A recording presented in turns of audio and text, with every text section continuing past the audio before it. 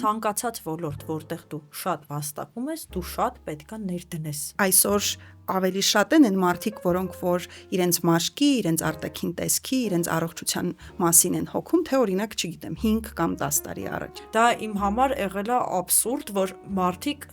հագուստի նման կարան ընտրեն քո համար մասնագիտություն ու իրանց կարծիքը ինչ որ առումով պարտադրեն։ Դա ոչ թե կա, այլ մի հատ ահռելի, sense մութ սև մասն է կոսմետոլոգիայի, ու եթե համեմատենք ձեր աշխատանքը արվեստի ինչ որ ճյուղի հետ, որը կլինի այդ լիցենզիոն մարմինը իրավունք ունի ստուգել միայն այն կլինիկաները, իրավունք ունի եւ տեղը գիտի, այսպես ասած, այն կլինիկաները, որոնք ունեն արդեն լիցենզիա։ Միջամտությունները անում են 20-22 տարեկան աղջիկները, այդտեղ մի քիչ, չգիտեմ, ինձ թվում է այդքան էլ միանշանակ չի, չունեմ փորձ առանձին լինել ուղղակի բժիշկը կամ միայն ղեկավարության մասը, այդ ամենը իմ համար միասին է։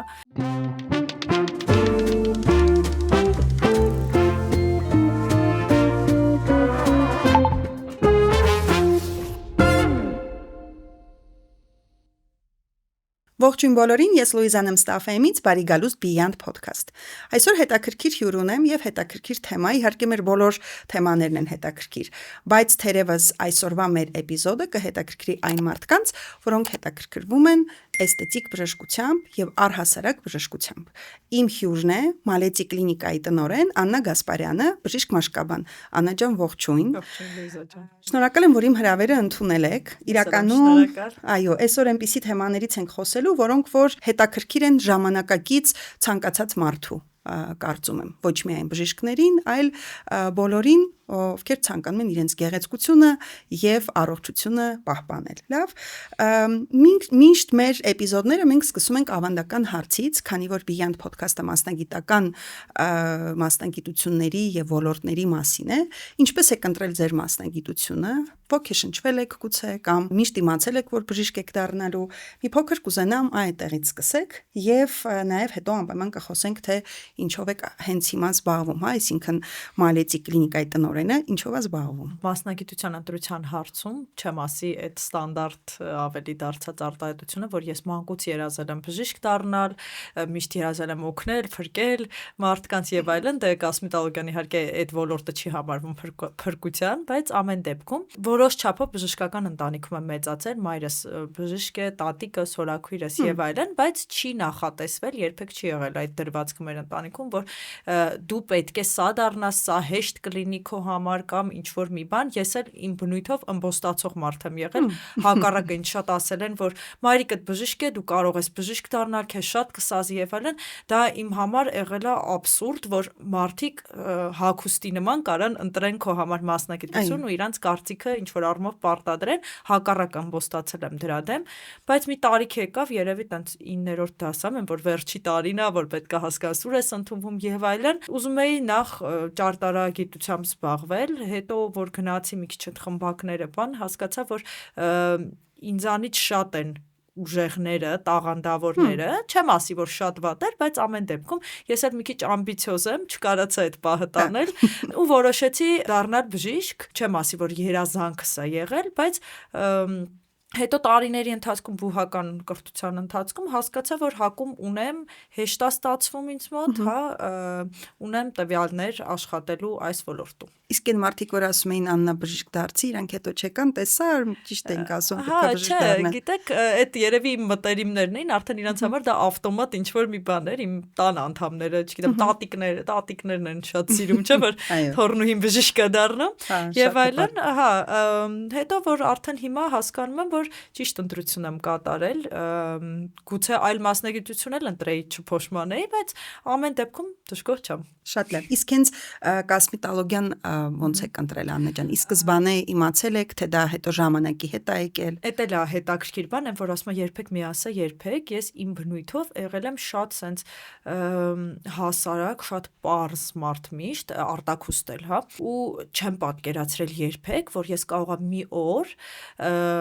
ոչ թե դրական նայեմ, այլ նույնիսկ ցույցեմ, օրինակ ինչ որ մեկի շուրթերի ֆիլերը, բոտոքսը եւ այլն։ Մայրս մեր կլինիկայի հիմնադիրն է, բժիշկ ֆիզիոթերապևտ է,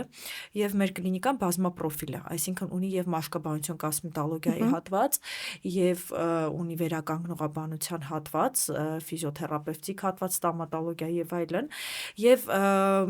էլի տարիքի հետ, երբ որ եկավ ընտրություն կայացնելու պահը, ես հասկացա, որ ես սիրով կաշխատեմ ցանկացած բժշկական մասնագիտության մեջ, ցանկացած, կապ չունի դա ինչ է, որն էլ ընտրեի, սիրով էի անելու, որովհետև գտնում եմ, որ դա պարտավորություն է պացիենտի առաջ, հա, որ դու չես կարող չսիրես ու մի բանը վատ անես, ընտրել ես, պիտի գնաս, ու հասկացա, որ կլինիկան մեծ ինձ հնարավորություն կտա, հենց մեր կլինիկայում գործունեություն ծավալելը, հնարավորություն կտա նաև կրեատիվ աշխատանքի, նաև կառավարման աշխատանքի, հա, որակի բարձրացման աշխատանքի, իսկ այլ մասնագիտությունները, եթե պետք է աշխատես հիվանդանոցում, մեծ ավելի հաստատություններում, հա, ինչ որ առումով նաև կսահմանափակեին ինձ, ու հասկացա, որ ավելի ճիշտ կլինի եւ support անել մայրիկիս, աջակցել, այո, աջակցել մայրիկիս եւ մասնագիտական նաեւ զարգանալ, ես ավելի ճիշտ կզարգանամ այս պարագայում ու ընտրեցի մաշկաբանություն կոսմետոլոգիան եւ էլի ասեմ, որ շատ ուրախ եմ ընտրությունից։ Քանի տարի եք արդեն ոլորտում, Աննա ջան։ Ես ճիշտն ասած երբեք ինձ թույլ չեմ տվել աշխատել մինչեւ կլինարդինատուրան ավարտելը, չնայած շատ հորդորներ էի կողքից լսում, ձեր կլինիկան է, ինչ խնդիր կա գնա, բայց դա ինձ ավելի պարտավորեց որովհետև եթե մեր կլինիկան է, հա, ես չեմ կարող, որ ասում է անունը գցել եւ իմ ինչ որ պրակտիկայի փորձի համար, հա, վարկաբեկել կլինիկան ամբողջապես եւ թեկուս մայրիկիս հիմնադրի գործունեությունը նույնպես վարկաբեկել, դրա համար սկսել եմ աշխատել կլինարդինատուրան ավարտելուց հետո, մինչդեռ 1 տարի որպես էսթետիստ եմ աշխատել եւ 6 տարի արդեն լրացել եմ։ Բավականին ժամանակակից մասնագիտություն է այսօր, հա, բժիշկ մաշկաբանի մասնագիտությունը եւ ես երբ շփվում եմ երիտասարդ ապագա բժիշկների հետ, իրենց ընտրություններից տենց շատ հաճախ հենց հատկապես չնայած չասեմ միայն աղջիկների մոտ, այդ շատ բան ուղղություն է իրականում եւ կարծում եմ, որ բացի այն, որ հետաքրքիր ուղղությունը նաեւ շատ ակնհայտ է այսօրվա պահանջարկը, որ կա, հա, եւ այդ մասով ուզում եմ հասկանալ, օրինակ ձեր կարծիքով այսօր ավելի շատ են մարդիկ, որոնք որ իրենց մաշկի, իրենց արտաքին տեսքի, իրենց առողջության մասին են հոգում, թե օրինակ, չգիտեմ, 5 կամ 10 տարի առաջ, ինչ եք կարծում։ Միանշանակ շատ մեծ տարբերություն կա, հա, այսինքն մարդիկ հիմա ունեն ավելի մեծ ինֆորմացվածություն, ոչ միայն այս ոլորտից, այլև ցանկացած ոլորտից, հետևաբար շատ ավելի շատ առաջընթաց են ուզում իրենց անձնական կյանքում, իրենց ֆինանսական, աշխատանքային կյանքում եւ այլն, եւ արտաքին տեսքը ինչքան էլ որ մենք ասենք, որ դա կապ չունի, մենք շատ ինքնավստահ ենք, այսպես, բայց բոլորս էլ շատ ներողություն պահում ենք հիգիենայի բոլոր կանոնները, սաներվում ենք, վարձահարդարվում ենք եւ այդ ամենը անում ենք, այսինքն մեզ միևնույնը չէ, նույնիսկ դիմացինի կարծիքն էլ, մեր զգացողությունն էլ եւ մարդիկ հասկացել են, որ դա էլ առողջ մաշկը, գեղեցիկ մաշկը նույնպես մի մասն է այդ ամեն ինչի եւ արտաքին պահպանված տեսք ունենալը, նույնպես դրա մի մասն է, ինչ որ առումով կարելի ասել կոսմետոլոգիան դառել է հիգիենա, հա, այսինքն չափազանց բաց թողնված վիճակը արդեն նայվում է դուրնոյ տոն, այսպես ասած, գեղեցիկ չի նայվում, նույնիսկ շփման մեջ, դրա համար, այո, դա եւ էկոլոգիան էլ շատ է, քանի որ հիմա փչացել եւ օդի աղտոտվածությունը եւ սնունդը շատ բիոդաբավկաներ, ստրեսի շատ բարձր աստիճանը, մշտական տագնապը, այո, ակնե, ռոզացիա, այդ ամեն ինչը արդեն դառել է ամեն երկրորդի մոտ, չեմ ասի, ամեն երրորդի մոտ, հետևաբար առանց կոսմետոլոգիա եւ մաշկաբանություն չեն կարողանում մարդիկ արդեն։ Շատ լավ։ Մալեցիում ինչ մոտեցում ունեք, Աննա ջան, ընդհանուր առմամբ խնամքին մաշկի, ընդհանրապես ձեր գործունեության հիմքում, հա, ինչ արժեքներ են դրված։ Ինչպես ասացի, մայրս որպես հիմնադիր այդ արժեքները ի սկզբանե ներդրել է եւ հետո աշխատանքի ընթացքում էլ սկզբում ուղղակի ենք շարժվել այդ արժեքներով, այսինքն ես եւ ավելի երիտասարդ բժիշկները, ովքեր իմ հետ աշխատում են այս պահին, հետո արդեն հասկացել ենք, որ դա փորձված ամենաճիշտ բանն է, որակ որակ վստահություն։ Այս երկու բառը երևի կարելի է դնել մալեցի կողքին, քանի որ մեր պացիենտները հիմնականում, ով որ մեկ անգամ եկել է, տարիներ շարունակ այցելում են մեզ մոտ, որակ վստահություն, հանգիստ վերաբերմունք ամեն ինչին, այսինքն չափավոր, եթե հենց էսթետիկին ենք անդրադառնում, չափավորին անպայման կանդրադառնանք Աննա ջան։ Չափավոր գիտեք ոնց, մեզ մոտ եկող պացիենտը ավտոմատ, թեկուզ դա բրենդի ձևից է գալիս, թեկուզ դա կլինիկայի ձևից, մեր շփման ոճից է գալիս, ավտոմատ ինքը չի ցանկանում այդ չափազանց ագրեսիվ տեսքը կամ չափազանց ակնառու, օրինակ շուրթերը, ինչ որ շատ ձգություն, տենց չեն գալիս մեզ մոտ, հիմնականում հենց այդ չափավոր վիճակը պահպանվում է եւ պացիենտի ցանկությամբ եւ մեր նորարարությունները կարծում եմ այս ոլորտում կոսմետոլոգիայի ոլորտում շատ արագ են զարգանում կամ ինքս ոլորտից չեմ ուղղակի օգտագործող եմ այսպես ասած, բայց ամեն դեպքում միայն գովազդներին եւ այլն հետևելով հասկանում ես, որ ոլորտը իսկապես շատ արագ է զարգանում։ Կուզենամ հասկանալ մալեցիում ոնց է այդ նորարարություններին հետևում, ինչպիսի մոտեցում կա այդ մասով եւ իհարկե դրա մասով կուզենամ հաջորդ հարցս էլ այդ մասին կլինի։ Ինչ վերաբերում է նորարարություններին, ելի նշեմ մեր պացիենտները Փառք Աստծո շատ զարգացած եւ շատ կրթված մասա եւ մենք ուղղակի այս կոնկուրենտների այս մրցակցային ոլորտում իրավունք չունենք չհետեւել։ Ուղղակի կմեռնի ուղղակի կկանգնի գործունեությունը կլինիկայի, հատկապես եթե մենք պահում ենք այն որակը, ինչ որ հիմա ենք պահում, դու ուղղակի չես կարող ասել, որ ես չգիտեմ, չեմ կարող, եւ այլն, չեմ հասցրել։ Այո, մենք միշտ առաջարկում ենք ոլորտի լավագույնը, շատ եմ ճամփորդում, վերապատրաստվում եմ դրսում ու մեծ հպարտությամբ կարող եմ նշել, շատ կլինիկաների մասին է խոսքը Հայաստանում եւ մեր կլինիկան այդ թվում շատ ուրախ եմ, պահպանում են այդ միջազգային, նույնիսկ ոչ թե պահպանում են, նույնիսկ կարող եմ ասել շատ եվրոպական երկրներից առաջ են,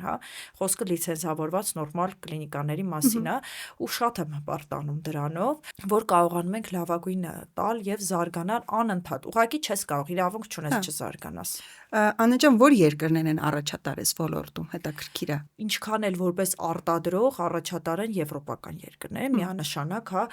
դեռ որակային առումով վստահում ենք եվրոպական երկրների արտադրանքին, բայց որպես կիրառող, քանի որ պահանջարկը կա post սովետական միության հետ ԽՍՀՄ երկրներում, միանշանակ Ռուսաստանի Դաշնությունը առաջատար է։ Ինչ որ առումով երևի այդ պահանջարկից էլ է, քանի որ այնտեղ սիրում են իրենց հետևել, լավ պացիենտներ, միշտ ասում ենք ռուս պացիենտներ խելոք պացիենտներ են, այսինքն բժիշկը որ ցուցում է, իրանք ճիշտ խնամում են, շատ տարբեր հետաքրքիր ձևերով կիրառվում, այսինքն այնտեղ միացել է երկրի մեծություն, հզորություն, պլյուս այդ մեր post-սովետական այդ ակտիվ մտածելակերպը, որ ոչ թե մենակ սենց է, ուրեմն սենց է, այլ ինչ որ առումով կլինիկական ավելի սենց ազատ մտածելակերպ։ Որովհետև օրինակ Եվրոպայում շատ ավելի քիչ են ինձ թվում, քիչ են կիրառում, ավելի քիչ են կիրառում, ես ինքս էլ երբ տարբեր երկրներ գնում եմ, շատ ուշադրություն եմ դարձնում շատ հարցերում, չգիտեմ ինչի է, չեն հասցնում կամ գուցե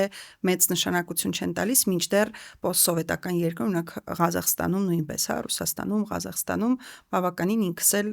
նկատել եմ, որ շատ մեծ լավ շուկաներ են փաստացի այս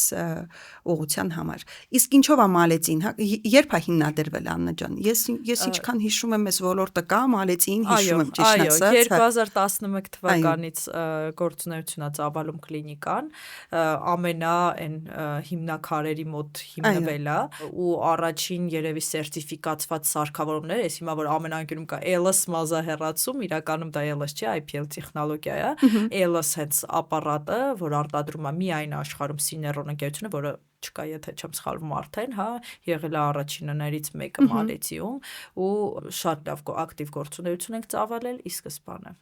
Եկող տարի 15-ամյակն եք նշում մալեցի փաստոցի, 15 տարի արդեն։ Շատ լավ։ Աննա ջան, ձեր եթե նայենք, բժիշկ,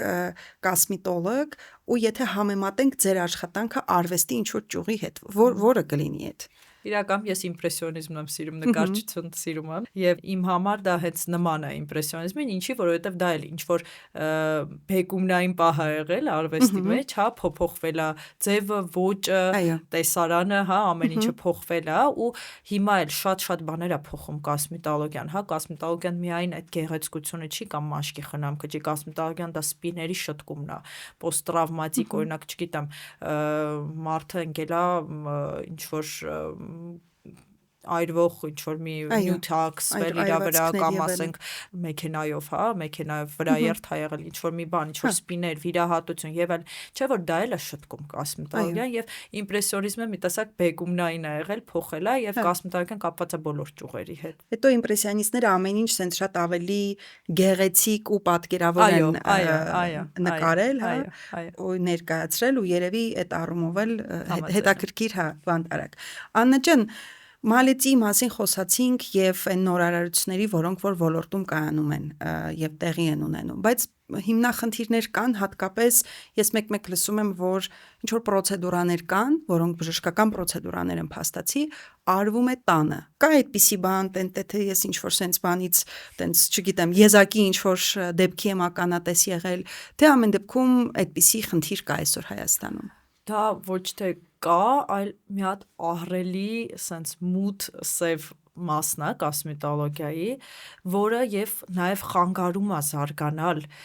լիցենզավորված կլինիկաներին, հա, հեսա բացատրեմ ինչա լիցենզավորված, մենք ամեն տեղ օգտագործում ենք այդ բառը լիցենզավորված, սերտիֆիկացված եւ այլն, բայց ինձ թվում է այդքան պարզ չի, դա ինչ է, դա ինչ process է, հա, որ մարդն անցնում է, մարդ չէ կլինիկան, դա մարդն էլ ինչու ոչ, դիպլոմներով եւ այլն, ամեն քայլափոխին գեղեցկության սրահներում, սենյակներում, որ վարձում են ուղղակի այդ սենյակ գեղեցկության սրահում, ասենք սենյակա փոքր կամ մի հատ ցանկացած շենքում, հա, էլ չասեմ տանը այդ ընդհանրապես եմ, որ զարմանում եմ ուղղակի պացիենտի վրա, որը հաճախում է այդտեղ, որովհետև ակնհայտ է, որ չի կարող տան պայմաններում կատարվել ճիշտ պրոցեդուրա։ Իսկ ինչ պրոցեդուրաներ են անում ընդհանրապես։ Ամեն ինչ կպատկերացնեք, մնացել է միայն որ վիրահատություն կատարեն, ամեն ինչ ֆիլերը անում են, բոտուլինաթերապիան անում են, բիորիվիտալիզացիան անում են, ցանկացած արյան հետ կապված պրոցեդուրա անում են, դե խնամքներ բան, այդ արդեն էտել են անում, բայց այդ չարյաց փոքրագույնն է, հա։ Լիցենզավորված կլինիկա ինչ է նշանակում։ Մենք անցնում ենք տարեկան պարտադիր ստուգումներ, ստուգվում է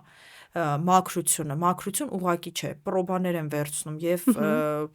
մեր ծորակներից ամեն տեղից, հա, ստուգվում է արդյոք ճիշտ ձևով ուտիլիզացվում են ասեղները, պահպանված է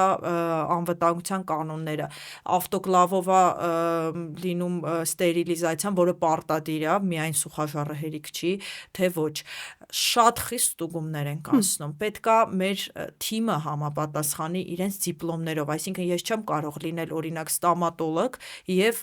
մենք ունենանք կոսմետոլոգիայի լիցենզիա, ես պետքա լինեմ բժիշկ մաշկաբան, հետո կոսմետոլոգ, նոր ունենանք լիցենզիա, այսինքն շատ արդեն անապահով կետերով պացիենտը գոնե ապահովագրվում է,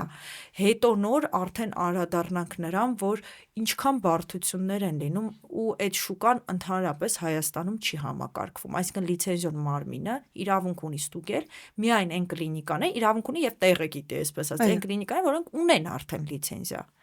բայց այն մարդիկ, ովքեր առհասարակ հենց ամենավնասատուները, հա, հենց մարդիկ չէ, այդ ոլորտը, այսինքն այդ ամենավնասատու մասը կոսմետոլոգիայի մնում է լրիվ մութ եւ անպատիժ, այսինքն պիտի ինչ-որ մեկը ոստիկանություն դիմի, բողոքի, որ գնան եւ փորձեն կասեցնել այդ գործունեությունը, հա, իսկ դա ճիշտ եւ բավարար լծակ չի կանխելու վնասները, որոնք հասցվում են այդ ոլորտում։ Այդպիսի դեպքեր ունեցել եք Աննա ջան, որ ինչ որ տրավմա է առաջացել եւ այլն ու հետո ստիպված արդեն դուք եք դրանով բուժել, զբաղվել եւ այսինքն այդ շուկայի մեջ հասկացա։ Այո, ունեցել եմ դեպք, որ պացիենտը հենց զարմանալին էր, որ ինքը արդեն եկել էր կլինիկա, ստացել էր լիարժեք կոնսուլտացիա, հա, հետո ինչ պատճառով չէր հաճախել, հա, հետո արդեն անցավ մի տարի եւ ես տեսա այդ նույն պացիենտին սպասասրահում արդեն աչքերի տակ անտանելի սպիներով, որ շատ երկար եւ ժամանակատար, ծախսատար էր տևելու, փառք Աստծո կարողացանք հաղթահարել, հա, ահագին բարելավեցինք, բայց արել էր մեզոթերապիա աչքերի շուրջ գեղեցկության սրահում։ Դա տանը չէր գեղեցկության սրահում էր, բայց ամեն դեպքում արել էր եւ ես շատ վրդոված է եւ զարմացած, որ մարդը կարող է լիարժեք կոնսուլտացիայից հետո չտարբերի, որ այնտեղ չի կարելի դա կատարել, այդպես։ Ինչի համար գումարային տարբերության համար։ Այո, վստահ են եմ, որ դրա համար, բայց ստացվեց, որ ծախսեց պացիենտը երևի երակի ավելի շատ, քան ի սկզբանե իրեն նախատեսվել էր իր էսթետիկ խնդիրը լուծելու համար ու գումարայինն էլ ինչի է տենց լինում, էդ էլ կուզեմ բացատրեմ։ Լիցենզավորված կլինիկաները հիմնականում, հա, հիմնականում դե տարբերակ չկա, անկախ պետք է աշխատեն եւ աշխատեն օրինական ոլորտում, վճարում են հարկեր, դա 20% եւ ավել է, եւ ապահովում են ստերիլություն, մաքրություն, բարձր որակի սպասարկում, հա, եւ դուք շատ ռիսկերից խուսափում եք եւ այդ ամենը արժի գումար։ Այսինքն չի կարող մարդու գործունեությունը, որը տան պայմաններում եւ վտանգավոր գործունեություն է սահմանում, լինի նույն արժեքի, հետեւաբար մարդիկ ընտրում են ավելի մատչելին, բայց ի վերջո չես հասկանում, դա մատչելի է ստացվում, թե շատ ավելի թանկ է ստացվում։ Իսկ ինչ որ քայլեր ձեռնարկվում է այդ ուղղությամբ, ինչ կարելի է անել, այսինքն բնականաբար, եթե անհատը ընտրել է ոչ թե մասնագիտական կառույց, որտեղ որ համապատասխան պրոցեդուրաները անցնի, այլ անհատի կամ ոչ պրոֆեսիոնալ, ոչ լիցենզավորված ծառայություն մատուցողի, ինքը երբեք պետքա տենց շատ ինչ որ գլոբալ խնդրի, հա, ինչ որտեղ, չգիտեմ, ամոթել է երևի ասել դրա մասին։ Ինչ ձևով է հնարավոր կամ այլ երկրներում կա այդ խնդիրը, ոնց են դրա դիմացը առնում։ Բոլոր երկրներում կա, օրինակ եվրոպական երկրներում, Ռուսաստանում, հա, կա այդ խնդիրը, բայց ավելի քիչ տոկոսով, որտեղ ավելի խիստ է այնտեղ, օրինակ Ռուսաստանի Դաշնությունում այս պահին, հա, հենց այսպիսի հրաման կա, հա, այդ օրենքը միշտ եղել է, բայց հիմա հրաման կա, որ հատուկ վերահսկվում են անօրինական, նույնիսկ մազահեռացում կատարող հիմնարկությունները, հա, կամ սենյակները, կամ մանձիկ, հա, որոնք ենթարկվում են պատասխանատվության օրենքի առաջ, որովհետև իրանք վնասում են ազգաբնակչության առողջությանը, եւ մեծ տուգանք կա, եւ նույնիսկ եթե չեմ սխալվում, կարող են նույնիսկ ինչ որ ազատազրկման կամ սոցիալական աշխատանքների տարբերակ լինել, պետք է խստացնել եւ հիմա գիտեմ, որ կա միտում, որ արգելեն մատակարարներին, նյութերի, հա, դեռ չկա այդ օրենքը, բայց ոնց որ կա միտում վաճառք կատարել առանց այդ շատ կօգնի կարծում եմ կլինիկայի լիցենզիայի, ոչ թե մարդու լիցենզիայի, որովհետև շատ բժիշկներ էլ հենց սենյակ են վարձում կամ տանն են անում, իրեն բժիշկը բավական չի ապահովության համար բժիշկ լինել, ու եթե վաճառքը իրականացվի հենց ըստ կլինիկայի լիցենզիայի, շատ ավելի լավ կլինի։ Okay. Աննա ջան, մի դեպքով կուզենամ կամ եթե մի քանիսն են, կիսվեք, երբ կոսմետոլոգիան, էսթետիկ բժշկությունը այնպիսի մեծ փոփոխություններ են բերել մարդու կյանքում, որը որ հնարավոր չէր լինի, չգիտեմ, առանց դրա կամ օրինակ իսկապես այնտենց մինչև եւ հետո, հա, այդ դոյի պոսլին կամ before and after-ը դուք հստակ ձեզ ականատես եք եղել։ Այո, հիմնականում մեր կլինիկայում, քանի որ մենք չենք առանձնացնում մաշկաբանությունը եւ էսթետիկ բժշկությունը, որովհետեւ այնտեղի բազան պարտադիր է, որ դու կարողանաս կոսմետոլոգ աշխատես, հա, հիմնականում դա ակնեի բուժման եւ հետակնեի բուժման դեպքերն է, հա, չեմ բերի մի հստակ դեպք, որովհետեւ շատ են պացիենտները, ում ակնեն էլ որ բուժվի, որը որ կոմպլեքսներ ունի, հատկապես դեռահասության տարիքում, որը որ շփման մեջ կոմպլեքսներ ունի, ինքը կարող է այդ մի վայրկյանում չզգա այդ փոփոխությունը, բայց իրանք իրաց մեջ գիտեն եւ արտահայտվում են կլինիկայում, հա, դա մեկ օրվա փոփոխություն չի, որովհետեւ կյանքի որակը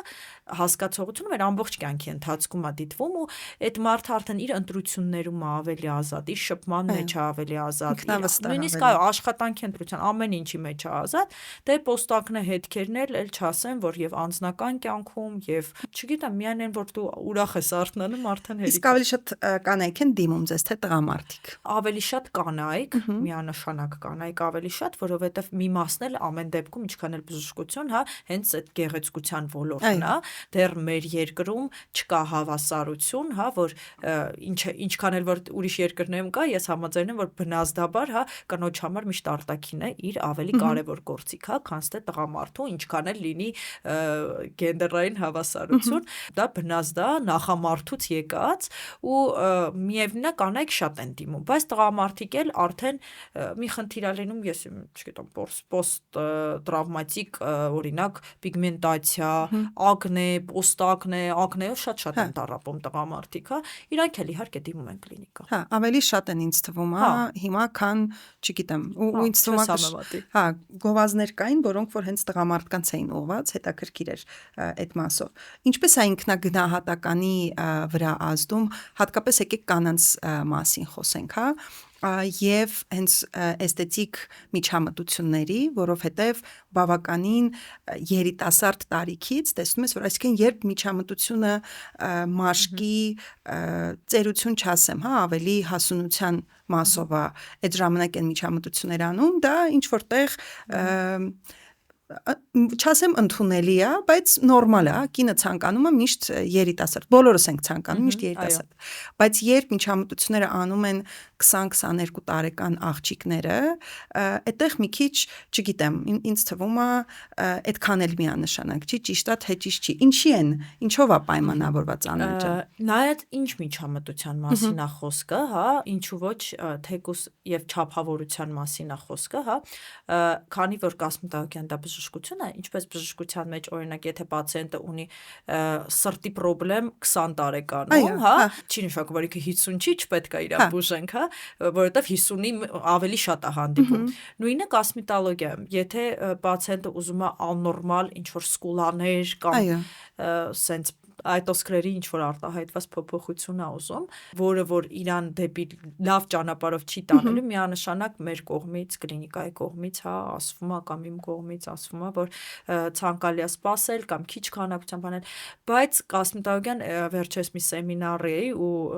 բավական հայտնի բժիշկներից մեկը կոսմետոլոգիայի ոլորտում շատ լավ խոսք ասեց, որ կոսմետոլոգիան նման է ստոմատոլոգիային ինչով։ Այն մատչելի է ու հեշտ է, երբ որ դու մշտական այցելություններ ես ունենում երիտասարդ տարիքից։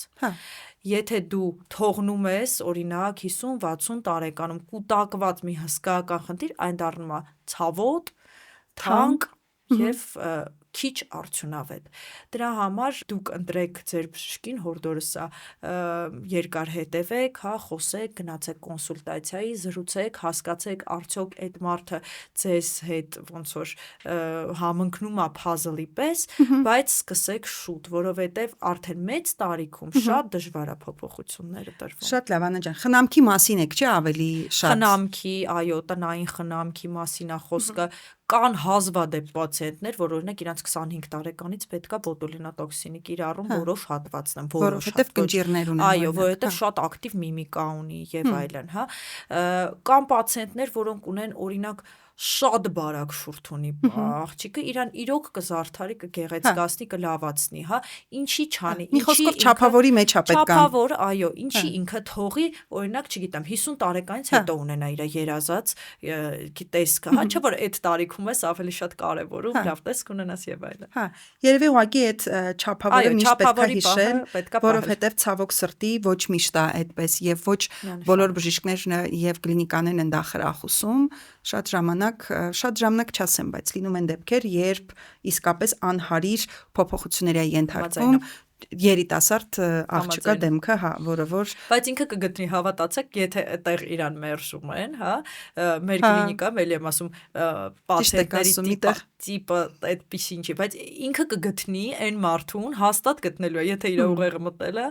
գտնելու է դա անել։ Ուրիշ բան է, երբ որ սխալմամբ է լինում, այսինքն անորակ պրոցեդուրա է արված, բայց եթե դա այդ տիպի պացիենտ է, իրան գտնում են։ Հա, երևի գիտեք, տենց մի 200 տարի կամ երբ այն են սկսել մարդիկ ներկել մազերը եւ այլն, կարող ավելի շուտ, կարող այն ժամանակ էլ է տենց սկզբից տաբու թվացել, վայ ոնց կլինի մազերը, իսկ հիմա մենք շատ այդպիսի բաներից օգտվում ենք, այստեղ երևի կարևոր է շատ տեղեկացված լինել, նաեւ այդ այսպես ասած սեյֆ ոնց հայերեն ճիշտ կոսմետոլոգիայի սև շուկա, կոսմետոլոգիայի սև շուկա, հա, շատ դրամատիկ է, հա, բայց կոսմետոլոգիայի սև շուկան գուցե նաև նրանից է գալիս, որ տեղեկացված չեն մարդիկ, չգիտեն այն հնարավոր ռիսկերի մասին, տեղեկացված չեն, որ իրենք գնում են, հա, եւ նաև այդ չափի մեջ մնալն էլ տեղեկացվածության բանը, որտեվ հիմա թերևս հակառակ, հա, կա շատ լավ, որովհետև հիմա տպավորությունն է, որ ավելի շատ այդ շատի ու մաքսիմալի ու ինչը որ հետո ինձ թվում է այդ մաքսիմալը աչքի է ընկնում, մենք նկատում ենք, որ ինչ-որ մի բան արված է, հա, բայց շատ պացիենտներ, օրինակ ես ինքս ունեմ պացիենտներ, որ դուք երբեք չեք գուշակի, որ ինքը համ բոտուլինոթերապիա է կատարում եւ բիորիվիտալ, ինքը ունի խնամված տեսք, բայց շատ բնական, երբեք մտքովդ չի անցնի, իրանք ուղղակի աննկատ են ավելի մնում։ Դե ես ասեմ, որ ես շատ կողմ եմ եւ բնականաբար մարդ պետքա իր կապ չունի տարիքից իր մաշկի եւ արտաքին տեսքի մասին հոգ տանի ու ես ինքս դիմում եմ, իհարկե դեռ տենց շատ կտրուկ պրոցեդուրաների չեմ հասել եւ ուրախ եմ դրա համար, ես ամեն դեպքում մի քիչ բան եմ, ասում ստարավեր, հա, պահպանողական եմ այդ առումով, բայց մի բանը միանշանակ է, որ այսօրվա շատ ճիշտ նշեցիք էկոլոգիայի, ուտելիքների, ստրեսի ֆոնին ուղղակի մոռանալ մաշկի մասին, այդ անիմաստ է եւ չգիտեմ, չտեղեկացված լինելու արդյունք է թերևս ու պետք է անպայման հետևել։ Աննա ջան, մի փոքր ասեցիք, որ շատ շրջագայում եք եւ տարբեր վերապատրաստման ծրագրերի եք մասնակցում եւ նաեւ նշեցիք, որ բավականին պահանջկոտ այցելուներ ունի, պացիենտներ ունի Մալեցին եւ ինչ որ առումով երևի իրենց բանն էլ է օգնում։ Մի փոքր կասեք, այսօր բժիշկները առանձին մաշկաբանության կամ կոսմետոլոգիա ուղղությունը չնշենք, առհասարակ, հա, ինչ ձևով են ապահովում իրենց շարունակական կրթությունը, շարունակական զարգացումը, նոր տեխնոլոգիաներ են գալի, չգիտեմ, AI արհեստական բանականությունը ինչքանով է մտել ձեր ոլորտ արդեն, բայց մի փոքր կուզենամ այդ մասին խոսենք։ Սիրով վերապատրաստումների վերաբերյալ կուզեմ ասեմ, որ Հայաստանի Հանրապետությունում այն բոլոր բժիշկները 5 տարին մեկ պետք է ներկայացնեն ՇՄԶ-ներ։ Հա, ինչ է ՇՄԶ-ն, Աննա ջան, բացեն։ Շարունակական մասնագիտական զարգացում, հա, դրա միավորները, բոլոր այն վերապատրաստումները, որոնք անցնում ենք այն սեմինարների ժամանակ, որոնք ունեն միավորներ, որը տալիս է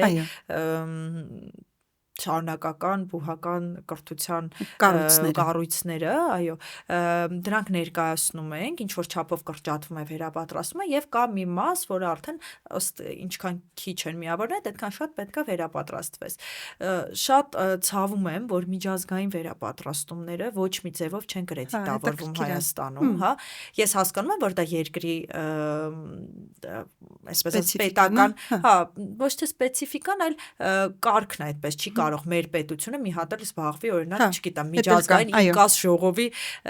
դա արտասահմանյան ժողով է, դրա համար չի ստացվում այդպես, բայց իմ կարծիքով պետք է այդ սեմինարները ինչ որ չափով ազդեն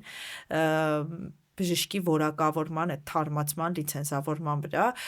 գոնե որոշ մասով, որովհետև ամեն դեպքում բոլորս էլ գիտակցում ենք, որ մենք այդ աշճան զարգացած չենք եւ բավական մեր հասուն դասախոսները իհարկե շատ լավ մաշկաբանությունը խորապես ուսումնասիրում են եւ խորապես մատուցում են մեզ, բայց կոսմետոլոգիայի ոլորտում մենք չունենք դեռ հասուն արդեն որ կարող է լավ դասախոս լինի, այո, եւ ուսուցանի, հա, նույնիսկ վերապատրաստի, հա, չէ՞ որ այդ վերապատրաստողն էլ պետքա գնա դրսի ժողովների, չէ՞ որ նա էլ պետքա դրսում վերապատրաստվի, արդեն նրա վերապատրաստումը չենք հասկանում ինչ ձևով է, կարծում եմ որոշ ժամանակ հետո այս ամեն ինչը կամաց կկարգավորվի։ Շատ լավ, իսկ որ ինչ որ տենց մեծ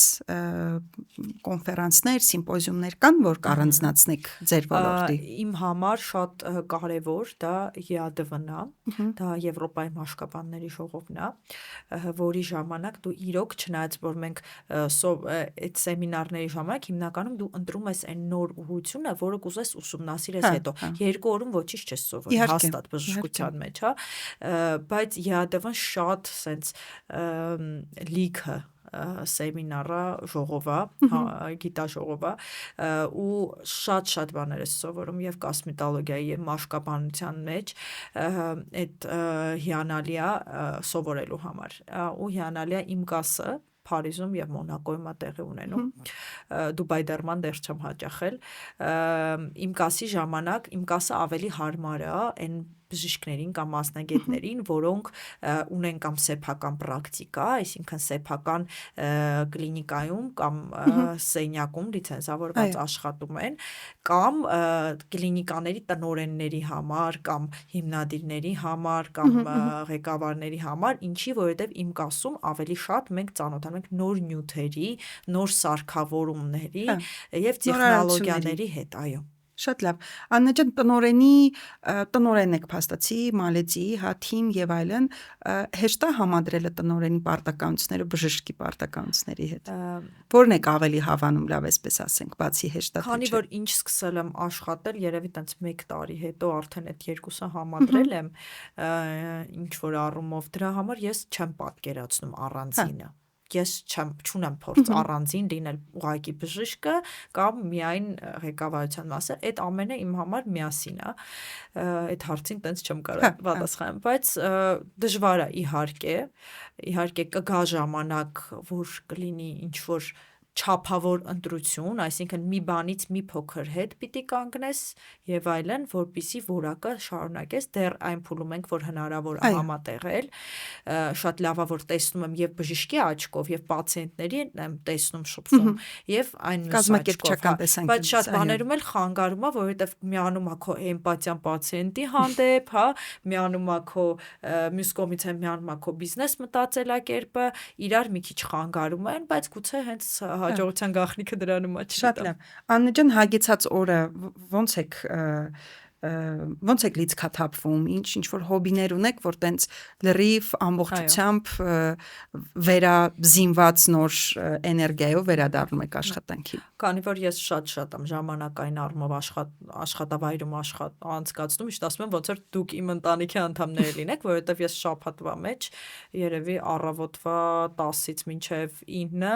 6 օր անցկացնում եմ աշխատավայրում, չնայած որ ունեմ ընտանիք, երեխաներ եւ այլն, ու արդեն այդ ֆոնին կիրակի օրը մենակ արդեն ինձ հերիքա լիցքաթափելու համար դա անպայման զբոսանքն է երեխաների հետ, հա, ընթերցանությունն է, լրիվ սենց եվրոպական մեռած կիրակի, որ ընդհանրապես ոչ մի բան չես անում։ Ու անպայման ճամփորդությունները, ես նկատել եմ, որ բոլորի կյանքում սենց նոր տարուց հետո է, չէ, փոխվում կյանքը, նոր տարին կանցնի, սենց կանենք, սենց կան։ Իմ մոտ ճամփորդությունից հետո է փոխվում, հա, կարող է ես ինչ որ հատուկ տարբերվող ճամփորդություններ չունենամ, բայց երբ որ միջավայրս փոխում եմ, շատ սենց հայացքս էլ է փոխվում ամեն ինչի վրա ու իրոք զգում եմ, որ փոխված եմ գալիս եւ տուն եւ աշխատանքի եւ այլն։ Շատ լավ։ Աննա ջան, շատ հաճախ մենք մեր ոդքասթի էպիզոդների ընթացքում խորհուրդներով ենք կիսվում ապագա մասնագետների հետ, հա, եթե օրինակ այս դեպքում մենք խորհուրդներով կիսվենք ապագա բժիշկ մաշկաբանների, կոսմետոլոգների նաև հետ։ Ինչ խորհուրդ կտաք, հա, երիտասարդներ, որոնք այսօր գուցե առաջին, երկրորդ, երրորդ, որ կուրսից են սկսած իրենց ուղղությունը ընտրում։ Այդ կուրսերում են կամ առհասարակ ավագ դպրոցում են եւ մտածում են այդ մասնագիտության մասին։ 3 տենց պրակտիկ խորհուրդով եթե կիսվենք։ Առաջինը, ինչքան էլ որ կողքից թվա թե կոսմետոլոգիան շատ փողաբեր եւ շատ ձեռնատու ոլորտ է,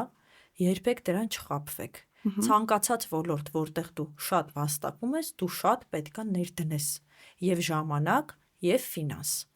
Այսինքն այդ վերապատրաստումները էժան չեն, առանց դրա դուք չեք կարող հասնել այն լեվելին, որը կտա ձեզ իրոք առողջ միջավայր աշխատանքի մեջ, հա, կլինի այդ տնային վիճակը։ առանց հմտություններ սովորելու եւ առանց ռիսկի, չէ՞ որ դա էլ ռիսկ է, ներդրումը ռիսկ է, ցանկացած մի բան, նույնիսկ ուսման մեջ, հա, ներդրումը ինչ որ չափով ռիսկ է ֆինանսական առումով, մի վախեցեք եւ միշտ ազատ ներդրեք ձեր կրթության մեջ, որովհետեւ քանի որ որոշ փորձ ունեմ, չեմ ասի որ շատ տարիների փորձ ունեմ, բայց ոչ մի ներդրում երբեք կրթության մեջ չի լինում, որ լրիվ զրոյական լինի։ Հետ է գալիս դա մի խորհուրդ, մյուս խորհուրդը, որ կոսմետոլոգիան նույնիսկ այն ոլորտը չի, որ կողքից պատկերացնում են, «Վա, ինչ լավ աղջկա աշխատանք, ասենց գնաս, վсё, շուրթեր նայեցիր, գնացիր տուն»։ Դա բժշկական մասնագիտություն է, այսինքն դուք պիտի պատրաստ լինեք նաև աշխատել պացիենտների բարդությունների հետ, երբեմն ձեր կողմից նույնիսկ հարուցած կամ ինչ որ սպეციფიկ սիտուացիաների, պիտի պատրաստ լինեք իմանալ նաև այլ ոլորտների խնդիրները, այսինքն ինչ դեղեր են խմում պացիենտները, հա, ինչ բուժում է անցնում այլ մասնագետի մոտ, էնդոկրինոլոգի մոտ պացիենտը եւ այլն, այսինքն անընդհատ պիտի զարգանաք նաև այլ ոլորտներից ու վերջինը երևի ընտրեք մի հատ ճանապարհ, ես գիտեմ, որ այդ դժվար է այս շուկայի պայմաններում, քանի որ այտենց 2000 դրամով բոտոքս են անում տնային պայմաններում կամ սալոններում եւ այլն, ու դժվար է մանավանդ սկզբի համար, երբ որ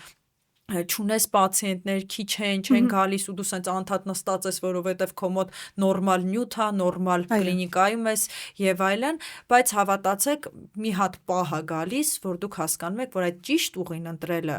ճիշտ նյութերով աշխատելը, ճիշտ ձևով, ճիշտ պրոտոկոլներով աշխատելը հաստատ շնորհակալ եք լինելու ձեզ, որ այդ ճանապարհն եք ընտրել ու հաստատ ավելի հանգիստ եք գլուխը դնելու բարձին եւ քնեք։ Շատ լավ Աննա ջան, շատ շնորհակալություն, շատ հետաքրքիր զրույցեր, լիքը բաներ իմացանք եւ հուսով եմ, որ ինչքան էլ որ Beyond podcast-ի մասով չի տեղեկացնել բժշկական ռիսկերի եւ այլն, բայց ուրախ եմ, որ այսօր անպայման դրա մասին խոսեցինք եւ հուսով եմ, որ մեզ դիտողները եւ լսողները այդ մասով,